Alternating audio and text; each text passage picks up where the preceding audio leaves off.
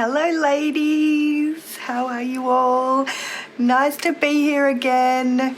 I just had to come on right now because my heart is breaking. I've been speaking to so many women on Messenger. Every day I have almost 100 women in my Messenger chatting to me, asking for help, going through, all sorts of things, as we know how crazy sometimes things can be when we're going through, healing from this kind of stuff. I get a lot of women, we talk about what their struggles are and what problems they're having and how the trauma is impacting their day-to-day life. And I'm constantly hearing them saying things like, I've got anxiety, I've got depression, I've got clinical depression, and all sorts of things. That just breaks my heart because, as you know, sadly, the system's broken. The mental health and the education system is severely, sorely broken. I was talking to a beautiful dear friend of mine yesterday who's a counsellor and works for a government department in Victoria. It's for refugees, refugee torture and trauma. Like, oh my gosh, it's just like, even just, assigning that name to an organisation, like, can only imagine the cascade of crap that it creates for these poor people coming into something like that. Anyway, she's been in this organisation a few years as a counsellor, but has also studied NLP and hypnotherapy and other ways of therapy that I obviously teach and get ridiculously fast results. So anyway, she's talking about how there are some people in the system with her, not with her, but with other counsellors and psychologists in the organisation that have been with them for 10 years. 10 years, oh my God, it just kills me. Like, I've worked with hundreds of women and I haven't had them for longer than 3 months. Like 3 months is all it takes to do this work. And we're talking about people that are on medication, have anxiety, have depression, all that kind of stuff. Anyway, I wanted to come and talk about this thing about depression and anxiety and all the labels, because in particular, one lady that says, I have clinical depression. My GP diagnosed me with this thing. Her opinion through the GP says to her that I just don't produce serotonin to stabilize my body's mood. And so because of that, I have to take medication. And that's what the GP says to her. And I'm like, wow, the system is so broken. Do you know what serotonin is and what it does? It's a natural producing hormone in our brain, right? It's the happy hormone. Let's try this. If you think you're depressed, can you remember a time in your life, one time in your whole entire life, scan through the whole of your entire life and find me one time where you felt awesome and wonderful and joyful and happy. Scan through your life and find me just one of those moments, and now see that moment vividly in front of you as if you're there again and you're experiencing that moment all over again now. A beautiful, wonderful, joyful, happy moment in your life. And now open your eyes. And how do you feel right now? Probably feeling similar to how you felt that time, that day. All those feelings just rushed into your body. So how does that work then?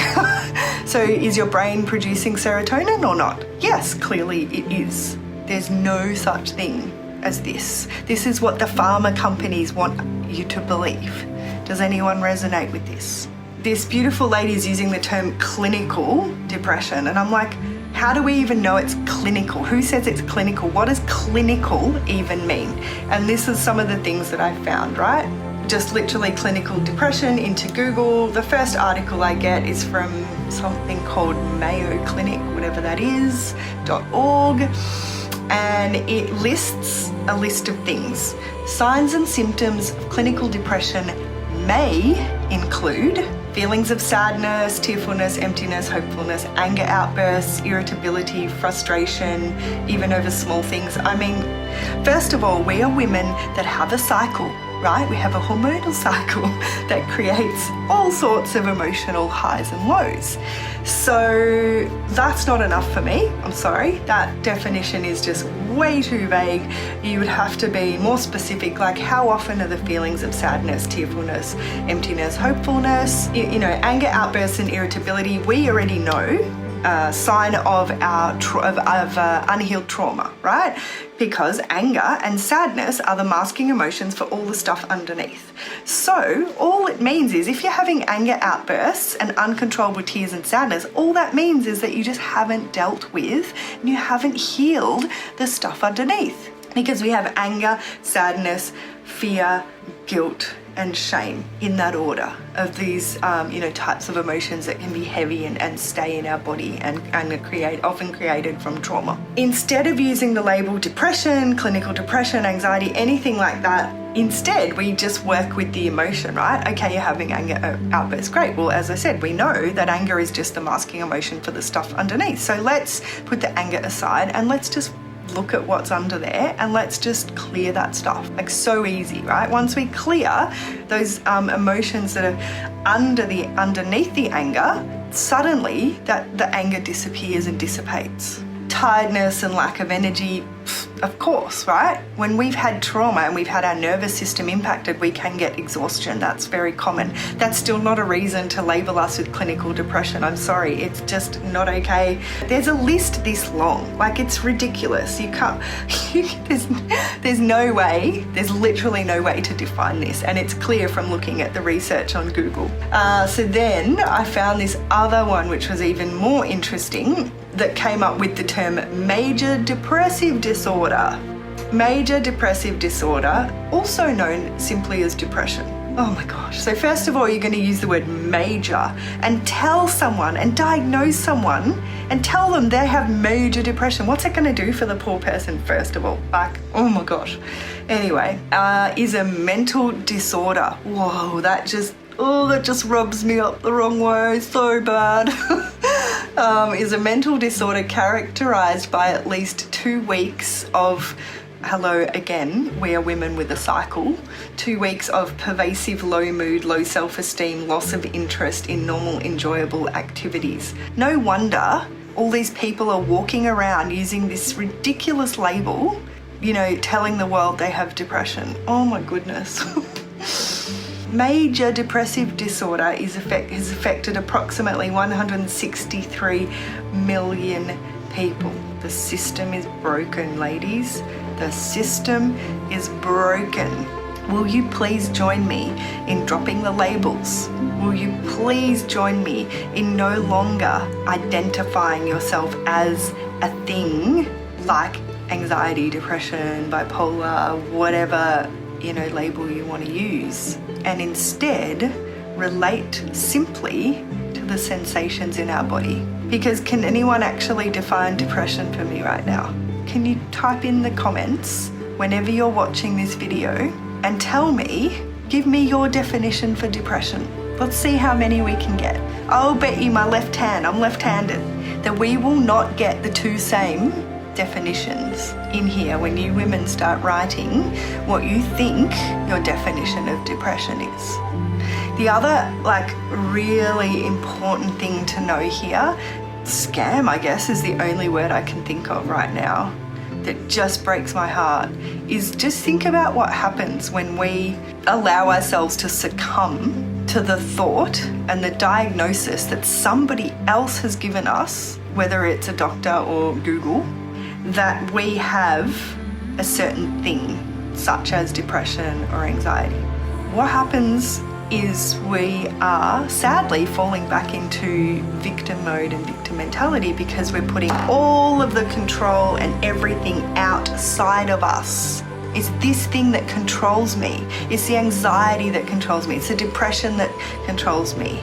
So we now have an excuse for the stuff that happens to us and blame something outside of us and go, oh, well, there's nothing I can do about it because I got depression. I'm sad today. I don't want to get out of bed. I'm tired and it's because of my depression. Oh my gosh. I'm just the mind boggles. Oh, sorry, I get very, very passionate about this, as you can tell, because it's just not okay. Depression, according to this beautiful lady, is when nothing brings you joy, extreme fatigue, numbness, disconnection from the body lasting more than 6 weeks. despite lifestyle changes. Okay, interesting, right? So more than 6 weeks. So I don't know whether you got that from the internet or just your own experience or your own thoughts, but what did it say here? Yeah, 2 weeks. Wikipedia says that depression is characterized by at least 2 weeks of pervasive low mood, low self-esteem, loss of interest. I mean, darling, there's so much to be said about that I see on the screen here, like 6 weeks. Like, how do you figure 6 weeks? Like, so if I had those things for 5 weeks, would I not have depression? But then suddenly a week later, I'm depressed. Like, how is that like conducive to anyone for healing anyway, right? That's just not going to help anyone. Nothing brings you joy. Like, I would just challenge that strongly, because I would bet money, and again I would bet my left hand, being left-handed, that if I had someone in front of me that said that to me, I could find something that brings them joy. Like, I would just say something to them like, so if you saw a double rainbow out there right now, would that not bring you joy? Or if you had a hug, who's someone in your life that you love like more than anyone in this world? Imagine that person came up to you right now and gave you a big hug and a kiss. Would that not bring you joy? Like, there's just so many unknowns here. This is why these labels they just don't help us. The way that we can help human beings and people heal is to deal with the detail. See how I'm doing that now? I'm going into, okay, you think that nothing brings you joy. Let's deal with just that, and we go through that. I just don't think that using terms like this help the people that I've worked with. Again, I work with, what's presenting to me in front, like what is the person presenting in front of me? That they said to me when they came to me was, I'm having suicidal thoughts, I don't want to be on this earth anymore. I would just honour and welcome that, and I would say, okay, tell me about that. Like, what's going on for you? And all this stuff will come out, and there'll be, loads of things we can do inside of that are so much more helpful and resourceful to help these people move through this stuff than just numbing them with medication or giving them a diagnosis, right? This is my point. I hope that makes sense. Does that make sense? So these are all band-aid fixes, They're just band-aid fixes. They're not getting to the source. It's going to be different for everyone. I did this in my workshop. I managed to do a workshop in Melbourne just before lockdown. Yay! And I asked the women in the workshop, to define anxiety. And we got different definitions from every single woman. But what it gave me was an insight into that woman and how that woman thinks and her beliefs and her environmental and, parental, kind of upbringing, right? It gives you insight into all of the wiring and programming that's happened, right? Anything else I can answer while I'm here? Yeah, more than a cycle. Interesting. See that? Yeah. 6 weeks is more than our cycle. So you're somehow relating our cycle to the said depression and the moods that are happening. But I don't know what you've done and what you've been through in your life, darling, but I had a lady that I worked with this week, and she's got all sorts of things happening in her body and her gut and whatever, and I asked, is she honouring her cycle? And she's like, oh, not really, but she's just starting to. And so all these responses are happening in her body, which a lot of them are in this list for depression, but thankfully we're not using that term, which is good. We're just dealing with, all of the individual symptoms. But the thing is, if we haven't honoured our cycle for our whole life, like I'm 43, you get the impact of compounding interest, right? I really started a huge journey 3 years ago, right? When the universe literally knocked me off my feet, and I had a car accident and I had my back injured. And it's taken me 3 years to clear a lot of that compounding interest, like 40 years of compounding interest. It's taken me and I'm still going, right? So I think it's more about also looking at the past and the history and how much compounding interest do we have to deal with, and then finding the things that can make the biggest difference the quickest. And I've obviously learnt a lot of those over the time and in my training and what I teach in my 3-month healing program. Any other questions before I head off? I head off and start replying to more of these messages from these ladies. But very interesting discussion. I hope it has shed some light for you all on Michelle, what courses are there for the vagus nerve? Good question. There's an amazing book, The Polyvagal Theory by Stephen Porges, Neurophysical Foundations of Emotions, Attachment, Communication and Self-Regulation. The Body Keeps Score is like, if you don't know that book, it is everything. I hope you have a wonderful evening, and I hope this video has shed some light on the whole broken system. And if you'd like to know more about how we can help, drop a purple emoji in the comments box. I have a free guide on the 5 signs of unhealed trauma, which will give you an insight into exactly what your triggers are and what's happening for you. And then we can help you move through it in the gentle way that we do here. So drop that purple emoji in the comments box if you'd like that, and we'll send it over to you. And I'll see you soon, ladies. Mwah. Bye.